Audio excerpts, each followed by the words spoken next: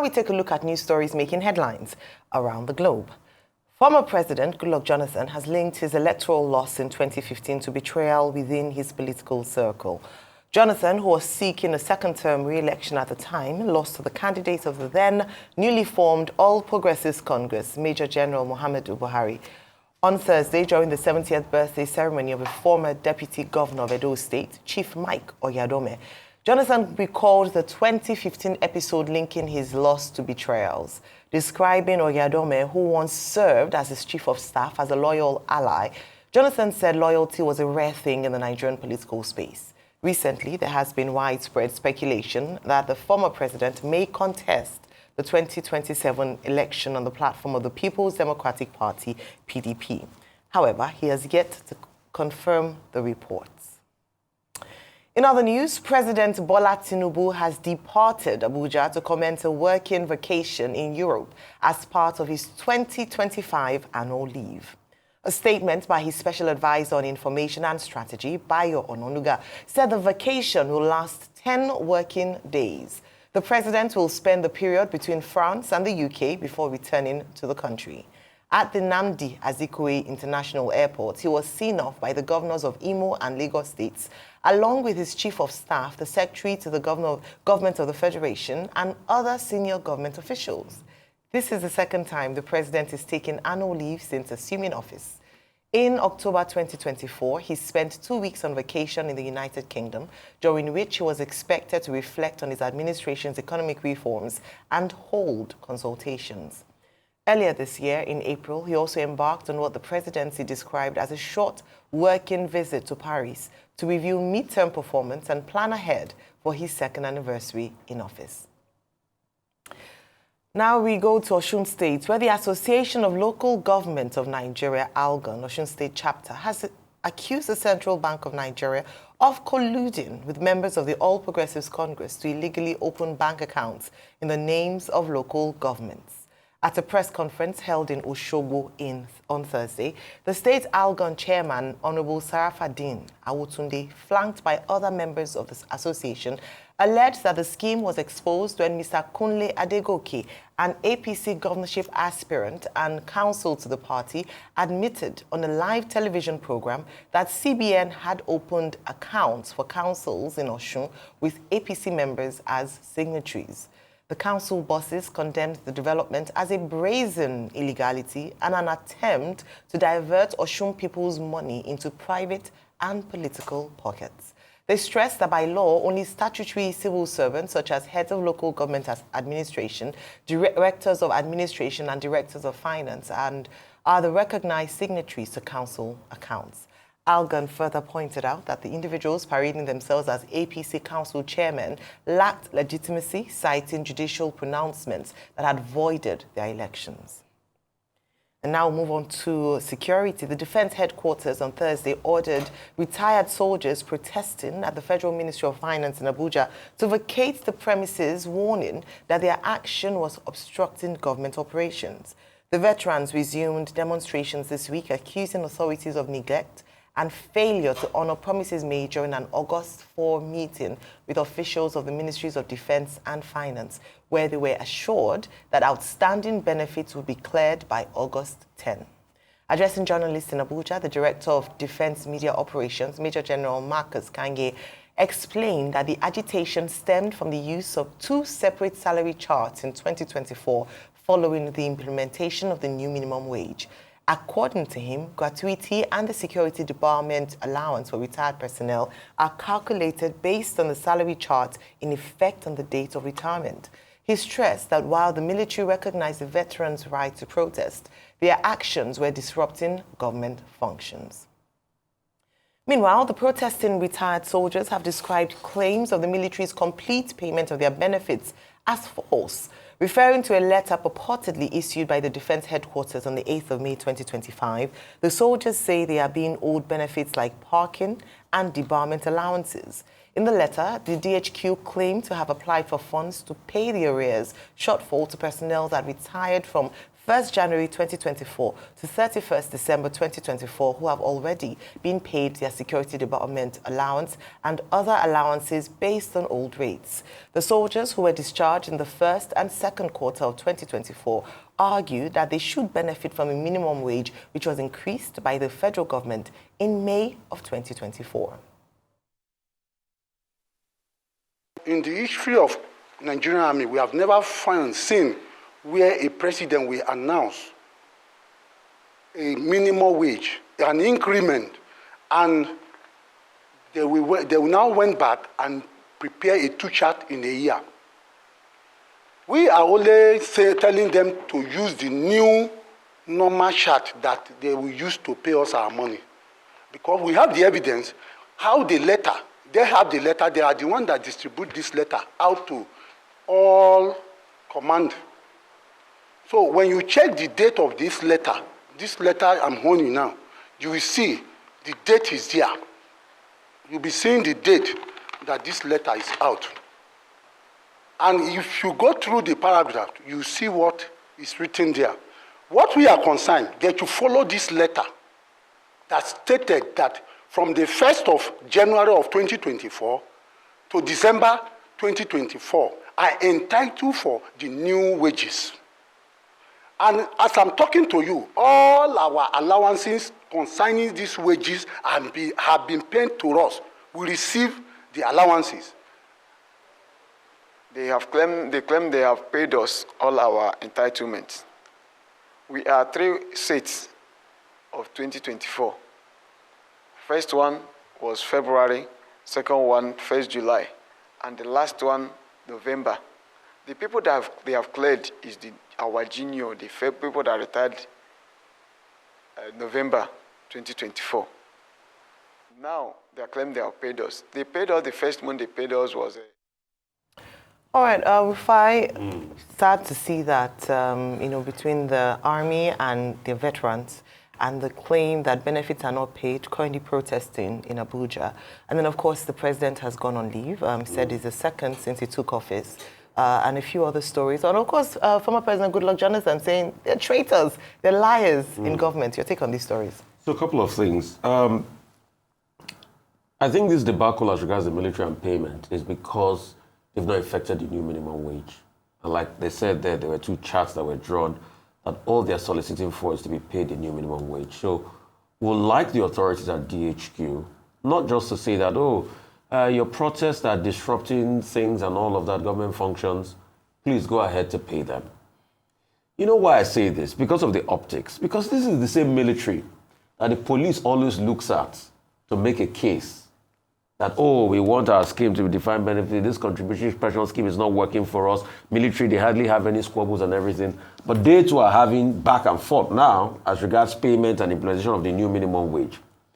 And I think this is something that they should look at. These people have worked so hard for this country, and they deserve our respect and our support, and we stand by these officers, honestly.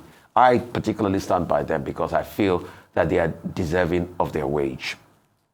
As regards the second story of the president. In 2025, I hear the president has gone out 15 times. And it speaks volumes. I'm not saying the president doesn't have a right to go on his holidays. France and the UK, as usual. Some people are saying, it might be medical related. The president has not said anything about medical. We have to state that. He's saying he's going on a 10-day working leave. But just recently, he was in St. Lucia. Just recently, he was in Japan. Just recently, he was in Brazil. All of this is at a great cost to taxpayers.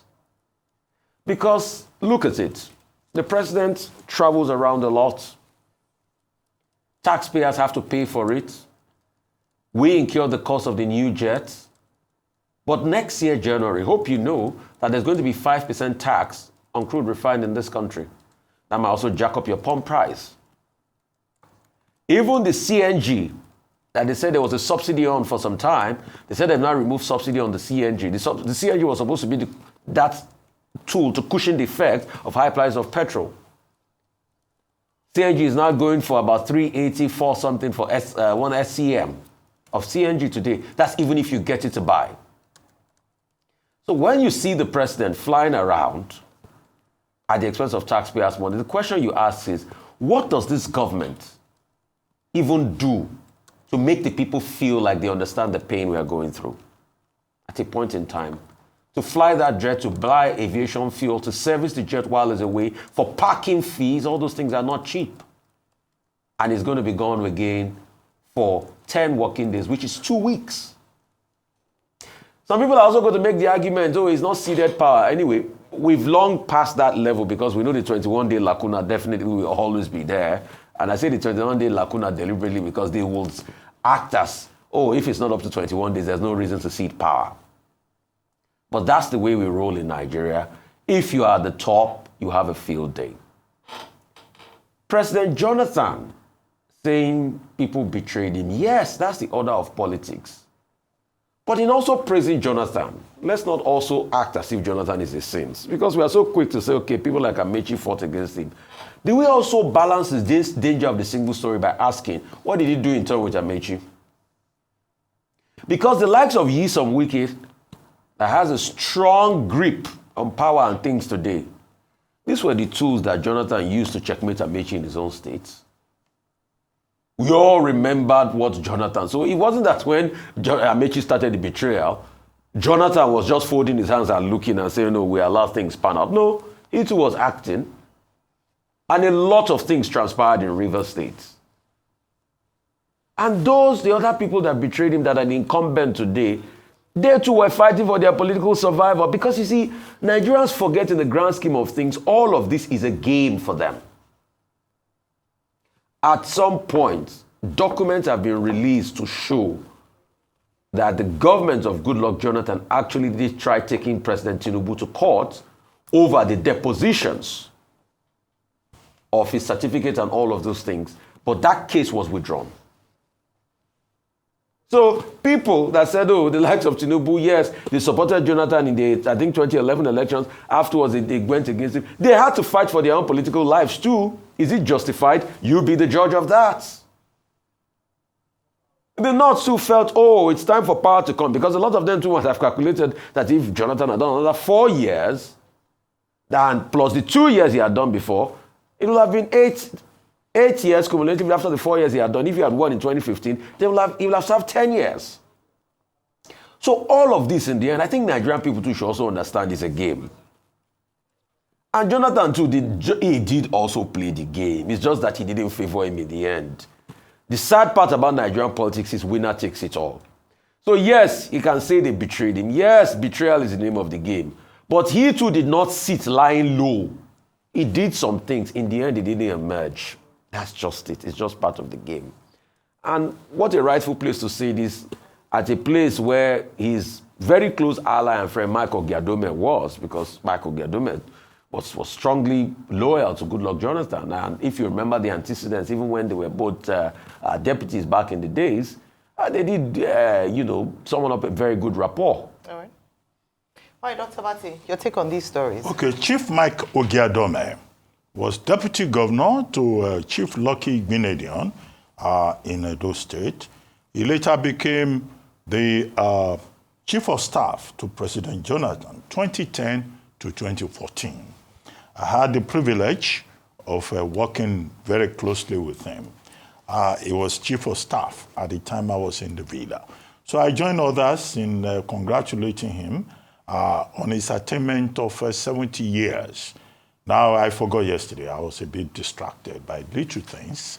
Yesterday, I forgot to send, a congratulatory message. But it is just as well that, political associates, members of the House of Assembly in Edo State, Nigerian leaders, all gathered, in Edo State to celebrate a man who, from my own recollection, was a very effective chief of staff. He was a handsome man who paid attention to detail and who was on top of the situation because of his ambidextrous, talents. First, as a politician, having been deputy governor, he could manage a lot of things for the president. Also because of his intellectual capabilities, very strong intellectual capabilities. However, in 2014 or thereabouts, he was replaced. And it was shocking to all of us who were in that team, the main body, as they called us, that chief will be asked to step down as chief of staff to President Jonathan. Now, there were persons at that time who were, attacking, demarketing Chief Ogiadome. I don't want to mention names. I don't want to make anybody uncomfortable. That is past, that is past. It's not everything that a hunter sees in the forest that he talks about. Now, when he was replaced, there were persons who believed that, in fact, if he had been chief of staff when we went into that 2015 elections, we would not have lost the election because he would have brought his political skills, to address certain situations. However, happy 70th birthday to him.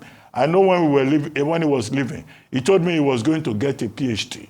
Now it's about 10, 11 years now. I don't know what he has done with the PhD that he said he was going to get. He said he would devote himself to research and, education. But I don't know what he has done about that. But that was his promise. So I'm still waiting for that, his PhD. Now, as for President Jonathan, who was at that occasion, to honor a man he described as very loyal to him, I think it was very good that the president was there. And what President Jonathan said is very true. There is a lot of betrayal in politics. There is a lot of treachery in politics. And a man like President Jonathan, is in a very good position to talk about that. He's the only man in this country who has occupied all the most senior positions, from deputy president to acting governor, to deputy governor, to acting governor, to governor, to acting vice president, to vice president, to president. No other human being in the political history of Nigeria has that record. So he understands the terrain. And he knows what he's talking about when he talks about betrayal and treachery.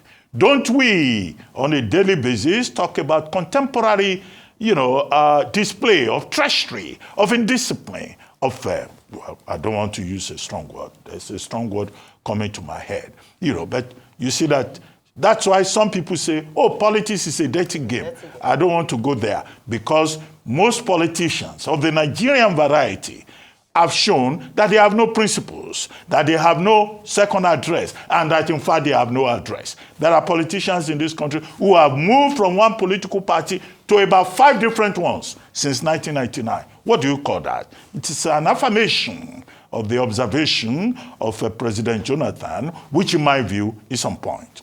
Now let's talk about Osun State. Now the matter is now before the Supreme Court.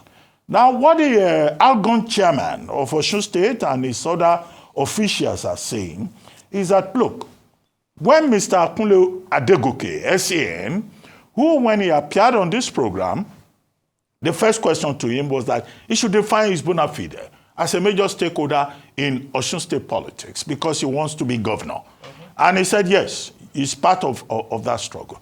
We posed the question to him that, look, is it true that the CBN is using APC officials to open a CBN bank account into which Osun funds are being put? In the first place, we think, in the light of AG Abia and AG Federation, and in the light of AG Lagos and AG Federation, those are, existing cases, and in the light of the objection by the MBA that withholding local government funds in Osun State is unconstitutional, is illegal, is ironic, considering the fact that the man who is president now, President Bola Ahmed Tinubu, fought the Obasanjo administration to a standstill on this same issue. And at that time, Governor Tinubu, as he then was talking about principle, was talking about constitutionality. But for political reasons, we see him doing exactly the same thing in Osun State. And that's one position. And then, in any case, constitutionally, procedurally, the people who can open a bank account for local government funds, with the CBN in this particular instance, they are directors of finance of the local councils. They are, directors of administration of the local councils in Osun State, not APC members. And the whole issue about who is the authentic local government chairman, I thought that the Federal High Court sitting in Akure if I remember correctly, the Court of Justice Obiora, already ruled that the APC local government chairmen were not the validly elected chairmen of the local councils. However, the thing to say is that the situation in Osun State should be resolved, and that I hope that the Supreme Court will give it expeditious hearing and follow already established precedents. As for President Tinubu going on working leave, now in April 2025, President Tinubu traveled to the same France and UK for 19 days. Now they say he's going for another 10 days. Now he has just returned from a 12-day trip to Japan and Brazil. And in between, he stopped over in Dubai on his way to Japan. He stopped over in Los Angeles on his way to Brazil. However, a president is entitled to working leave. Okay? We cannot argue with that. But when he was leaving Brazil, I had jokingly written on the back page of this day that I hope that the president will not stop over in France and in UK to say that he has some urgent business there. So it's just confirmed our suspicion that he has something that he goes to France to pick. He has something in UK that he goes to pick. But they say it's working leave. And Mr. Onanuga also says it is part of his annual leave. So as president, it's part of his prerogative to go on official visits, to go on state visit, to go on working leave, to go on official leave. We just hope that this will not be extended beyond the measure. And that the work that the president is doing there, it will be adequately reported to us for our assessment as major stakeholders. Finally, as for the soldiers, the principle that we have always defended is that pensioners deserve to be properly treated. The people who are in charge of defense headquarters today must remember that tomorrow they too will become pensioners. And it is how you treat your vulnerable, disadvantaged persons in society that will measure the integrity of that society. And I think that these retired soldiers, they have a case. Just as retired policemen have a case. Nigerians have, short memories. They treat people once they leave the desk, they treat them shabbily, forgetting that they too will become pensioners tomorrow. That's the morality for the defense headquarters. Absolutely. All right, let me start off with, happy birthday to Chief Mike Oyadome, former Chief of Staff to President Goodluck Jonathan. Of course, it was a very colorful celebration in Edo State, which was attended by some very heavy hitters in the political space, in the business space, across different strata of society. But I think very importantly that people latched on to was the speech made by his former boss, President Goodluck Jonathan, when he was commending him for his loyalty, and in doing so made reference to, in comparison to what is obtainable in the political space. Now, it's no surprise, no news. Dr. Bati, you yourself once wrote an article, the phone stopped ringing in 2015, and talked about how people, the moment you step out of office, the phone stopped ringing. You're not the only one. Former Governor Segun Agagu also wrote his own experience about how the, sycophancy ends once you step out of government. All the people who used to call you, email you at different hours and make you feel like the most important person in their world, stop calling. Mr. Chief, Alhaji Lai Mohammed himself also made the same assertion that people stop calling you. So they don't like you, they like your office. But I think even beyond that was more about the fact that you would find people who would betray you. Going a step further to just forgetting about you and never that giving you any sort of relevance in terms of, you are their alpha and omega when in office, is also the fact that they would go behind your back, make statements. We've seen it here on Arise TV, where even surrogates who would come and swear allegiance to their principal would come on this same platform to swear allegiance to the same person that they were denigrating and insulting and saying all manner of unprintable things. It just goes to show the nature of our politics, or perhaps the nature of human beings. But I dare say that, or I want to actually take it a step further and say that the greatest betrayal by politicians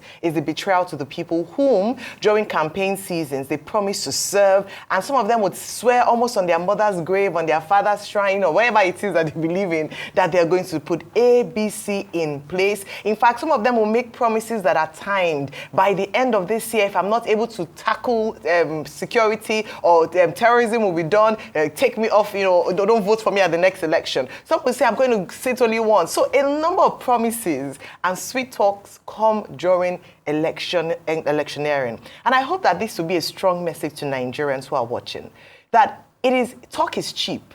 The most important thing is action. At the end of the day, don't let them betray your trust by the things that they say, but actually dig deep, especially in terms of antecedents. There are people who have made promises again and again and have consistently failed the people that they promised, betraying the trust of those reposed in them and not doing well for Nigerians. So I do think that in speaking for the Nigerian people, yes, I hear President Goodluck Jonathan saying that people are fickle in political circles, but even more importantly, are the politicians themselves who betray the trust of the people, who repose their trust in them through the ballot, especially based on promises made, and the moment they get into office, they forget the promises that they made to the people in order to get that office. So just to mention that on this Friday. But also very importantly is the soldier story. And that is what is happening in Abuja right now, which is, quite frankly, a big embarrassment to the Nigerian government. Quite frankly, a big embarrassment to the military. And I say this because we often talk about veterans and how when you have served your country so gallantly, in the worst of conditions, I must add, because there are conversations around allowances, even though they have a better plight than the police, for instance, it's still not yet anywhere close to where their counterparts around the world are. And so when they've served for so many years, and then you see soldiers coming coming to beg, as it were, for their allowances, or in this instance protest, so that they can hear their voices can be heard, it is quite sad. Nigerian military men and women work under the most harsh of conditions, yet pay the ultimate price in certain instances. When we watch things like this, what is the encouragement for young people to aspire to go into the military and serve the Nigerian people? We look at great military or around the world. One of the things they don't joke with is the servicemen and women. I think it's important. Yes, I hear what Major General Marcus Kange is saying, trying to explain the fact that they've done well. It's because of old charts, and the soldiers want retroactiveness when it comes to the payment of their allowances. But in truth, are they deserving? Absolutely. These are matters that ought not to even get to the public sphere because of the importance that these men and women hold and the role they played in the history of Nigeria. I'm hoping that they will come to an amicable solution. And what I hope is that it will not be by force, whereby these soldiers will be punished for coming out to assert their rights. I'm glad that he mentioned that it's within their right as Nigerian citizens to protest, but that it's disrupting activities. I hope that these men and women will not be used as scapegoats or punished because of the fact that they had the audacity to speak up for their own rights. I hope that it will be done amicably, and we will watch this to ensure that the soldiers get their due rights. Finally, let me talk about President Tinubu. I often say whenever we hear about another holiday trip to France or the UK, and I know that you might say, oh, he has a right. I have to mention that, a right to choose wherever he wants to go on holiday. However, I do think that as the chief marketer of Nigeria, that he positions himself as, he will make a big statement. If one of those leaves, he spends it in Nigeria. And I can suggest a few places to him, whether it be in Akwa Ibom, whether he decides to go to Bauchi, or whether he decides to come home to Lagos, or even go to Ekiti Warm Springs. There are many places that we can build, like Camp David, as it were. Ikogosi, Warm Springs. Many places, 1 or 2 days. It speaks a lot. We should not take it as normal that every time the president has to go to clear his head, he has to fly abroad. It would also cost us less if he stays back home. But all the best, President Tinubu. I hope you do consider this and actually task some people to make staying home for your holiday worth the while.